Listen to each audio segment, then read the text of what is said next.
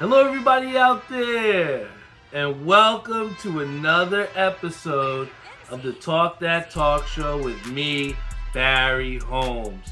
We are here for our 221st episode of the Talk That Talk Show, and you might recognize that our YouTube got a little bump up in quality because I did manage to get myself a new Samsung Fold Z5. When I look at first, and they always ask me, why don't I go iPhone? Why don't I go iPhone? And one of the big reasons why I love Samsung is just the high quality that comes out of the video and the pictures.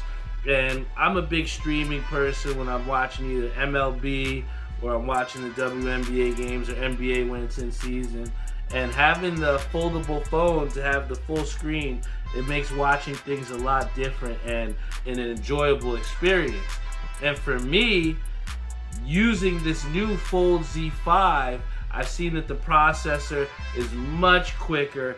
A lot of things happen a lot instantaneous as far as navigating, I guess you could say websites on your mobile browser.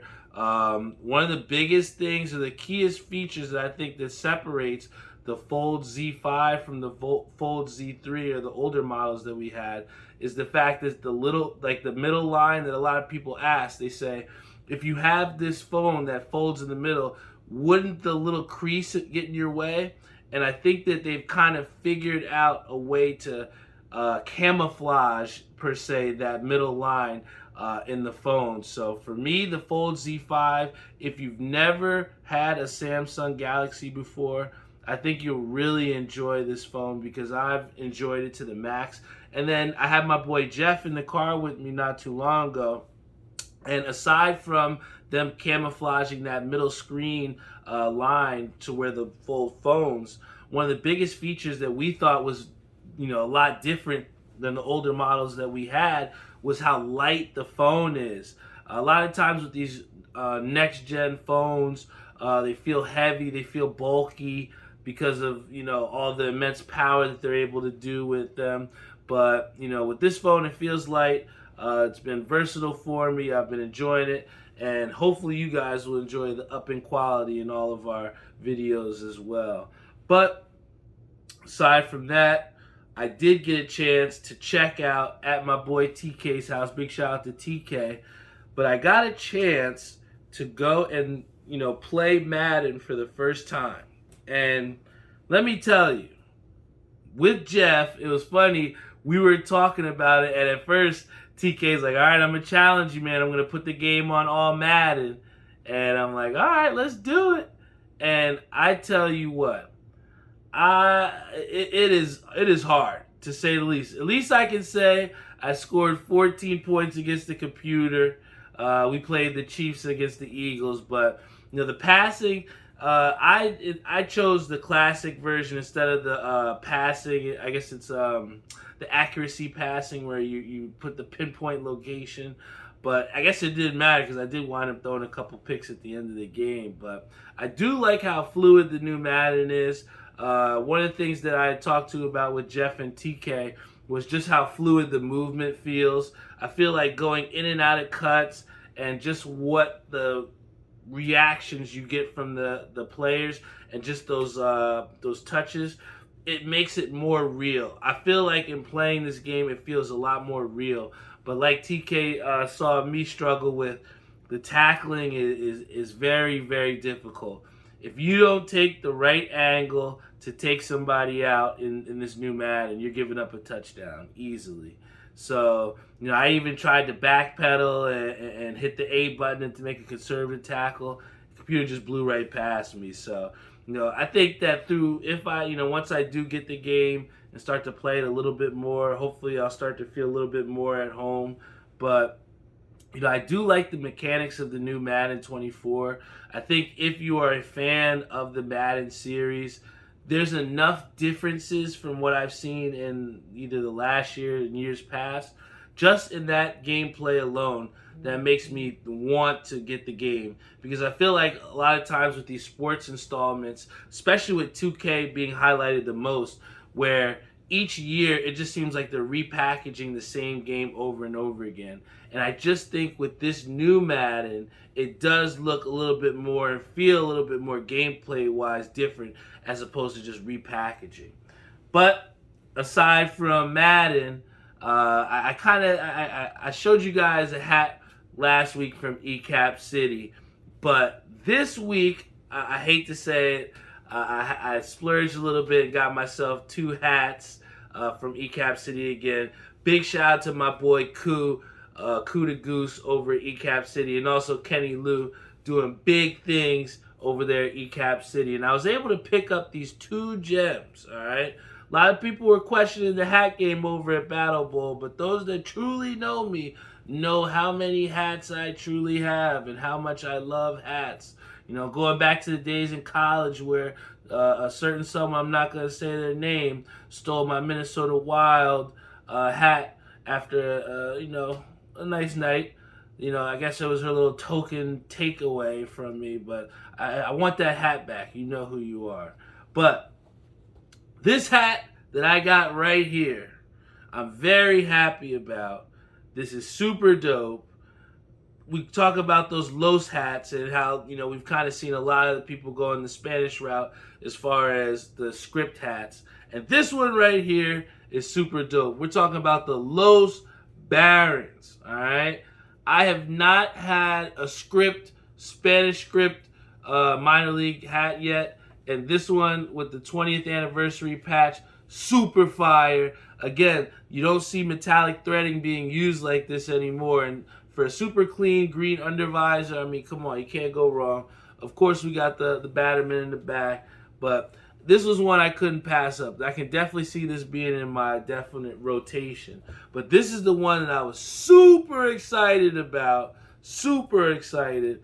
This one right here, the Los Mets. All right? Not too many times can you flip the team colorway and get it off. But this one right here, I promise you, I got so much shit that I can rock with this. And I might even show you one of the things I might pull off with it. But this is what we don't realize, how chunky this side patch is. 60th anniversary patch, silver, I don't know if you can check it here on the YouTube, the silver metallic threading. Of course, we got our good greens here, flat Batterman. Yo, if you're looking for good hats, please come contact me. I've been seeing a lot of people with the slimy, dingy looking hats, no side patches.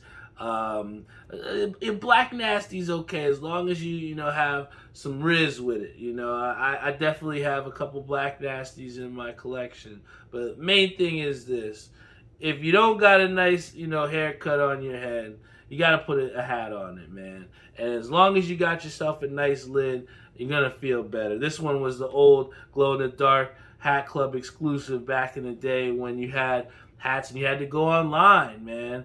And you had to try and win the drops. But it was definitely some different times. But I still enjoy going to the store and being able to cop some hats, man, just like we did before. And then before, Kith dropped some online shit not too long ago. They had their summer t-shirt drops. Thank you to my lovely girlfriend here for always splurging on me. Look at her. She's blushing as we speak. But she was able to get me this nice Kith shirt. You know how much I love my street brands. And Kith, to this day, is obviously one of my favorite brands. And I was able to cop this dope script Kith shirt. Still in the plastic. No fake shit out here. You know the vibes. We got the script Kith shirt. This is going to definitely go great with a lot of Mets stuff. Maybe even this Los Mets hat that we're talking about here. But yo, again, one of the things that I really took to is my boy Deion Sanders. And I really like Deion Sanders because one of the things that he always talks about is if you look good, you play good, right?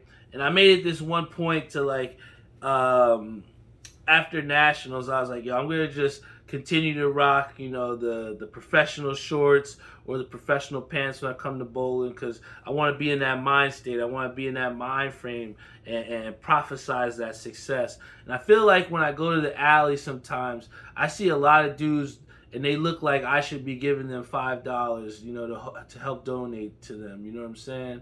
And I think that at times we lose sight of personal accountability for how you look, man. And I think that it was always instilled in me by my mom, my dad. You always want to look your best, and I just feel not sorry, but it makes you not feel good when you see some of these people, these successful bowlers or people that you look up to in the game, and they look like life has hit them a little bit. So, in my opinion, I've always valued, how I try to present myself in the best accord. And, hats, have been one of the things that I've always liked to put on my head. And, good pair of shoes on my feet. I always was a Nike guy, but, I've started to switch over to the Adidas. But, I say this all to say, even with my boy Tim, big shout out to Timmy Hugel with these bowling jerseys.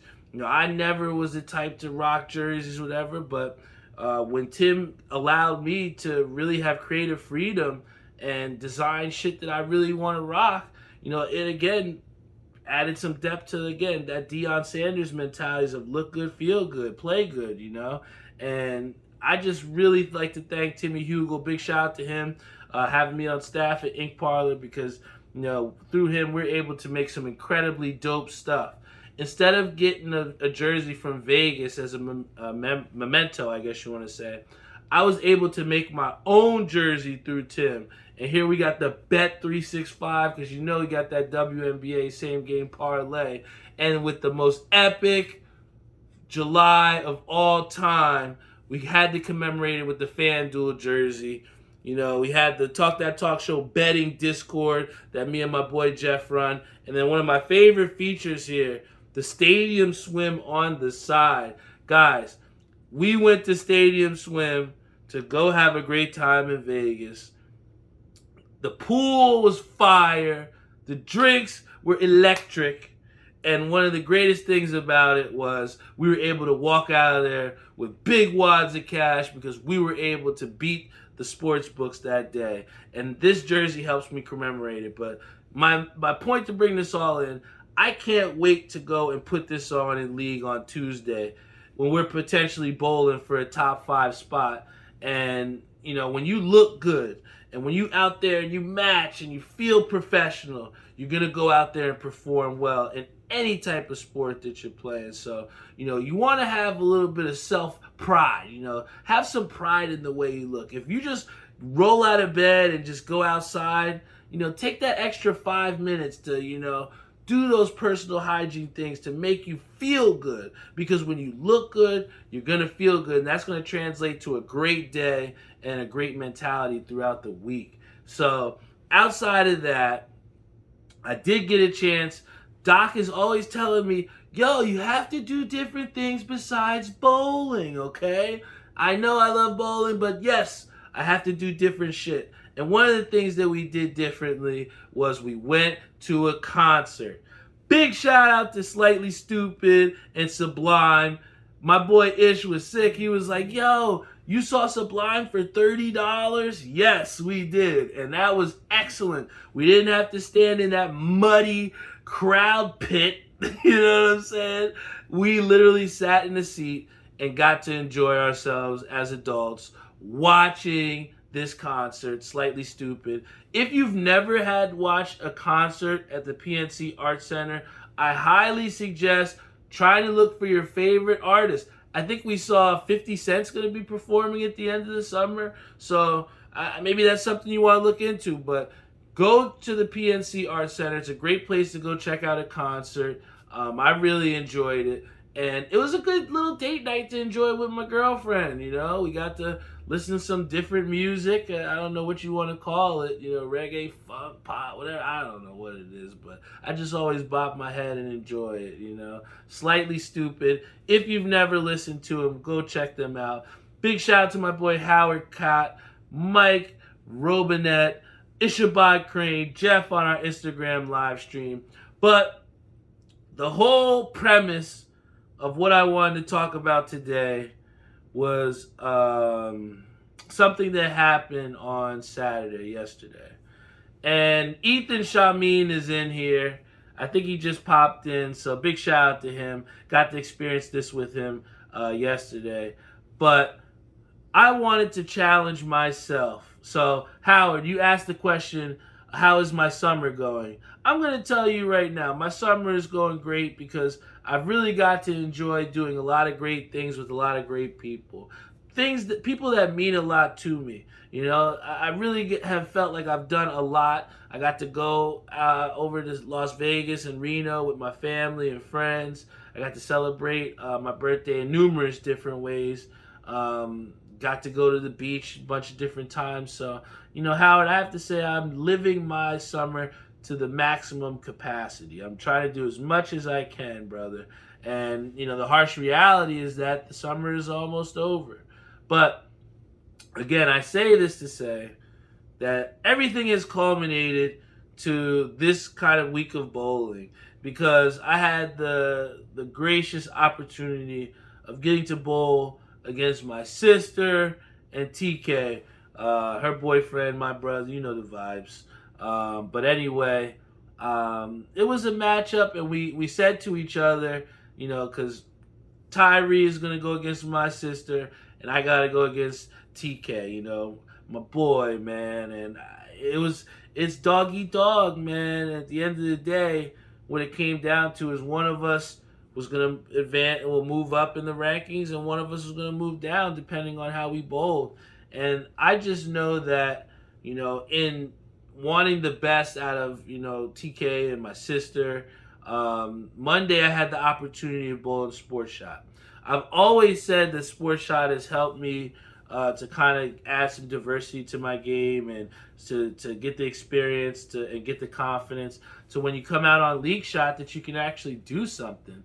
And one of the things that I truly enjoyed is going and subbing in this Monday League at Bolero during the summer. And this is when they put out this Sports Shot. And I was already subbing for Ethan, and my boy Jeff hits me up. He's like, yo, I need one more sub. Can you sub? So I know that TK is going to be bowling against me the following day. And I was like, yo, TK, you want to bowl? You want this practice? And he said, yes, of course. And that's why I love TK, because he's always down to get better. But my thing is this. I could have easily just held that to myself because I was like, I don't want to give him the competitive advantage. I don't want to give him any good looks. We're about to bowl against each other. But when you truly want the best for someone, you know, you want someone to beat you at their best, you know? And I wanted for that matchup there to be no excuses or no qualms or nothing. I wanted us all to go out there and put on a show because everybody knew that we would be bowling against each other.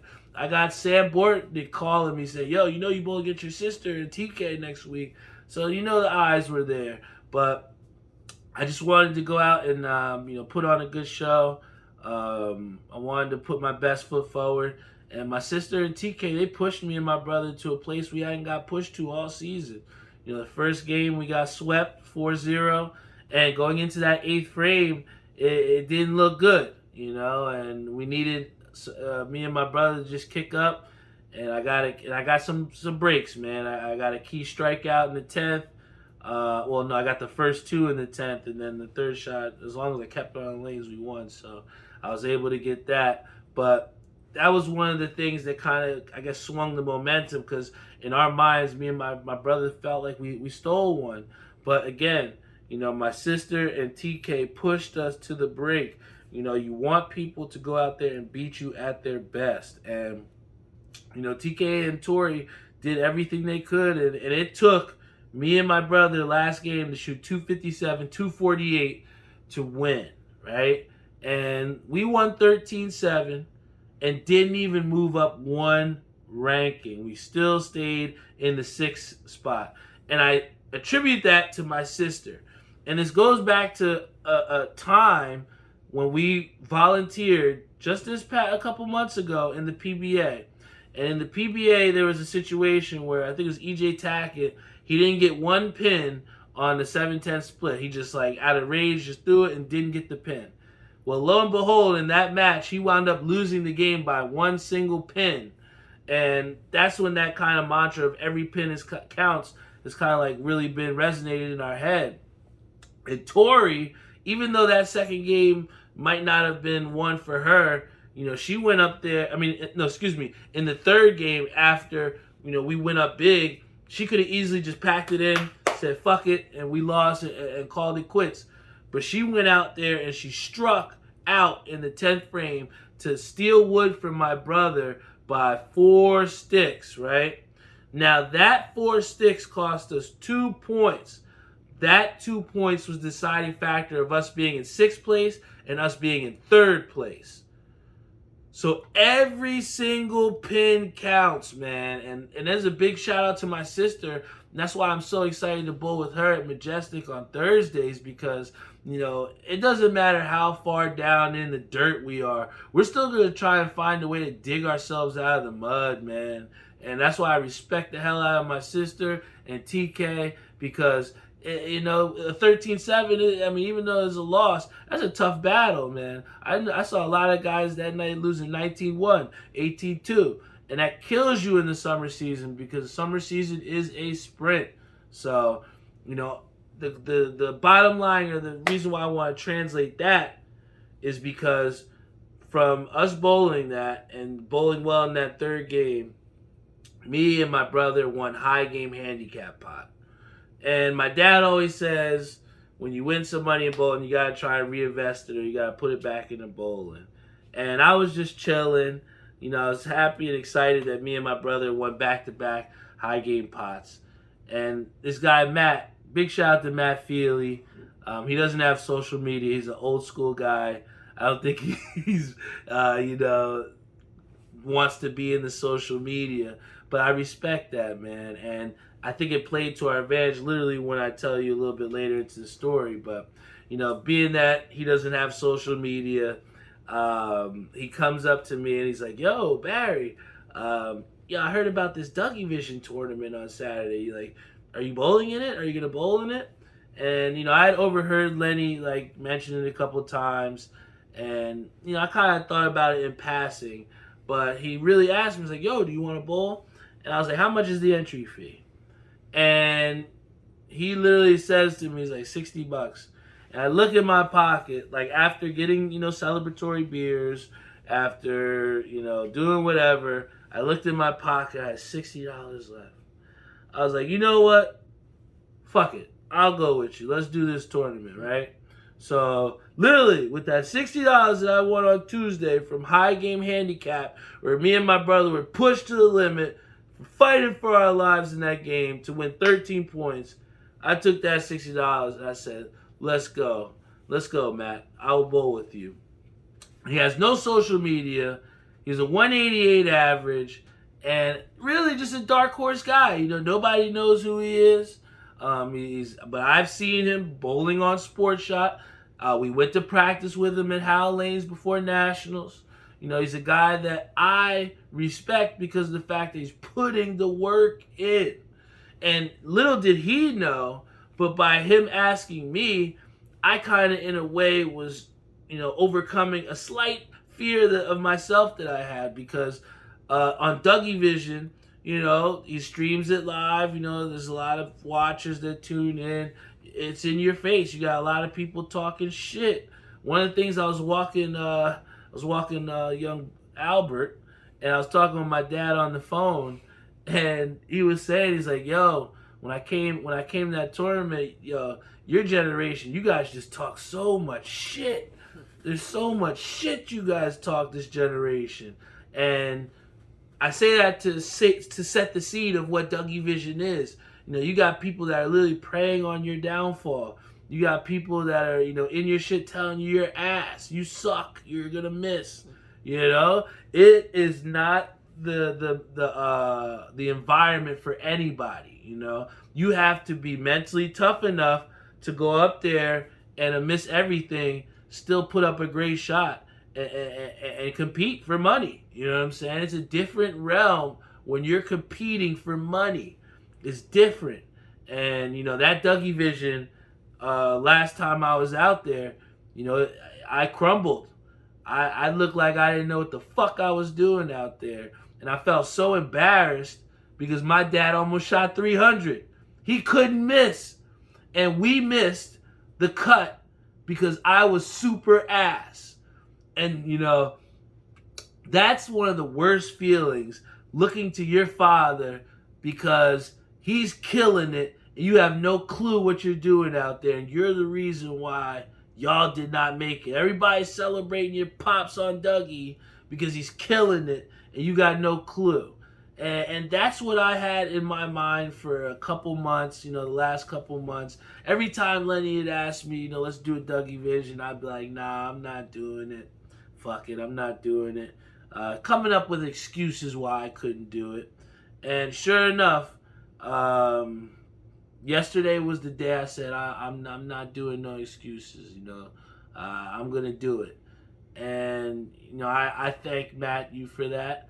And I also thank you to TK and to Lenny and to Vinny, to always going up to those Dougie Vision tournaments and, putting in the time and, trying to get dubs and, cashing. Because when I see them doing it, it's inspiring to me. And you think about it and you're like, damn, if Vinny can do it, I can do it too.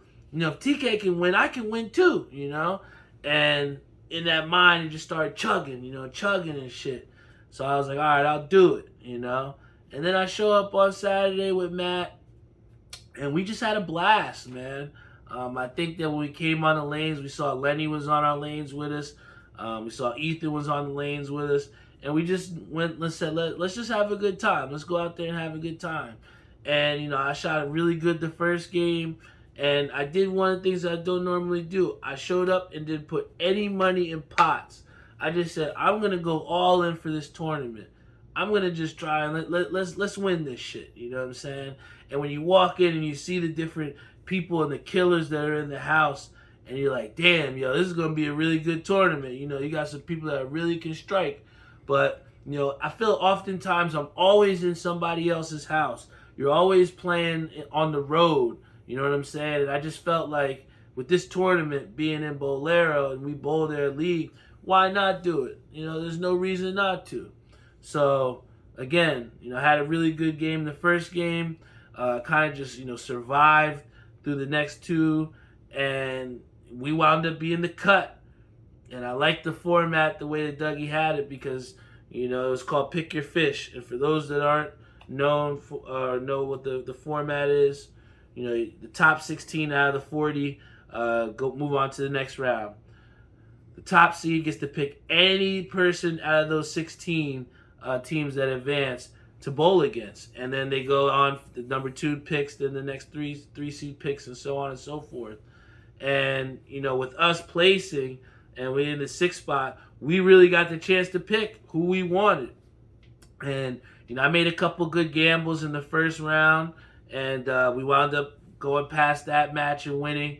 Had a late, I think, double, and then I think we both doubled in the late in the game, and they had a late split that kind of ended their run. But we advanced to the next round, had to do the same thing, had to pick another opponent, and we gambled.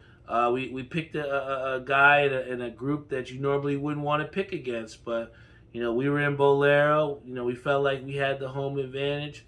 Said, fuck it, let's run it. And we wound up winning. Didn't exactly have my best games, but I think, when you look at the film on YouTube, I think they have the whole tournament on YouTube. When you look at it, the key thing that my dad said was, I struck when I needed to. You know what I'm saying? I was able to find a way.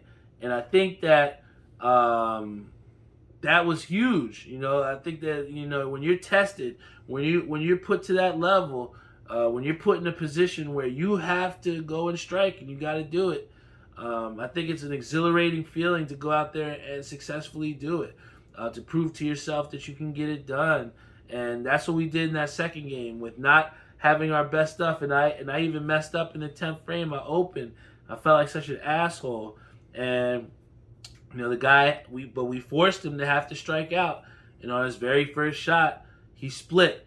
Guys, if you're ever listening out here and you're a bowler, if you are going into the 10th frame and it's super close, don't ever ask what you need. Just go up there and get the job done. Because when he asked what he needed, he put the pressure on himself, and it was lights out. The dude split. So, then it came up to where we made it to the final four. And I was very proud of that because of the fact that nobody gave us a fighter's chance. Me, a guy in 198 average, Matt, a 188 average. We were some of the lower averages in that tournament. And I can guarantee you there's a lot of people, and I heard it. There's, oh, he's ass. People saying I suck. I'm ass. Well, you know what? This ass dude made it to the final four.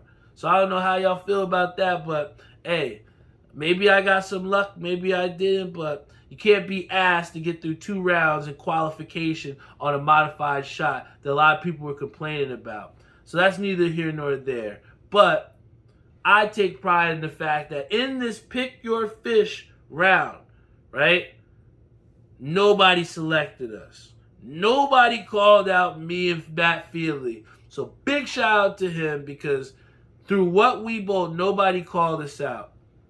And unfortunately, with us not being the highest seed left, we did not get a chance in that final four to pick who we wanted. And of course, nobody was going to try and challenge Alex Vargas and that guy Brzezinski. Those two guys, they've been bowling really well. They're throwing the ball really well. Tough fucking dudes, man. And if it was any team to lose to in the final four, I'm happy it was them because, listen, it took them bowling a 240-something, 240-something to beat us. And, hey, man, and sometimes you just got to say, hey, you got that, man. You'll actually see it in the video where I think in like the 9th or 10th frame when mathematically we were eliminated, I just took my hat off and I just tipped my cap to literally every single person that stayed and supported me. Big shout out to Vinny, CJ, Karan, my dad, my girlfriend Doc, Lenny, Donnie, like anybody that was there. Like, it just felt like y'all truly gave me that home field advantage, man. And I didn't get the job done, but hey, we learned from it. And, the greatest feeling was having Rob. Big shout out to my boy Rob. But he texted me. He was telling me how proud of me he was. And, hey, we may have took 3rd place, but that was my first time, cashing on Dougie Vision. And in a way, proving to myself that, competitively, I can do this shit, man. And, again, big shout out to Alex Vargas and that guy Brzezinski, because again, it shows that there's definitely levels to this shit. You can get through those first 2 rounds, but one of the things that Vargas said that I'm always going to remember through that tournament is my boy said, no freebies. And when I think about it, me and TK talk about this all the time. When you miss a spare, when you throw a bullshit shot, you give that next person that extra confidence, that extra boost. So anybody that's listening to this, if you're anything competitive, whether you're basketball, baseball, football, bowling, fucking Yu-Gi-Oh, I don't know, don't give out any freebies. Because when you give out those freebies, when you miss a 10 pin, when you do some bullshit, it gives somebody else that extra confidence to take you out of your game. I mean, look at Aljamain Sterling. My boy gave him a freebie. He gave Sean O'Malley a freebie because he wasn't patient enough. He comes and lunges forward, leaves his face open, and gets put to sleep worse. Actually, it wasn't worse than Tim Anderson. I'm sorry. Tim Anderson got knocked out. That was pretty bad. But that's neither here nor there. I'm here to say that don't give out no freebies. And that was the one thing that I, learned from that match with them was, when it gets down to that crunch time where you're bowling for $600 or potentially $1,200, you can't give out any freebies. You can't do it because, at some point you're going to have to strike. You're going to have to make some shots. And that's what I learned. I just didn't have enough left, at the end. But I promise you, next time, if we do cross paths again, hopefully I will be ready. And I'm going to bring the confidence and we're gonna try and run it again, man. I think that for anybody, and like I said on that video, if you believe in yourself, anything's possible. Nobody gave us a fighter's chance. A guy who doesn't even have social media. They didn't even give me and Matt a chance. And we competed and not only qualified, but we placed third and was able to cash in that tournament. So my advice to you guys is, challenge yourself. You never know what you can do unless you go out there and set some challenges for yourself.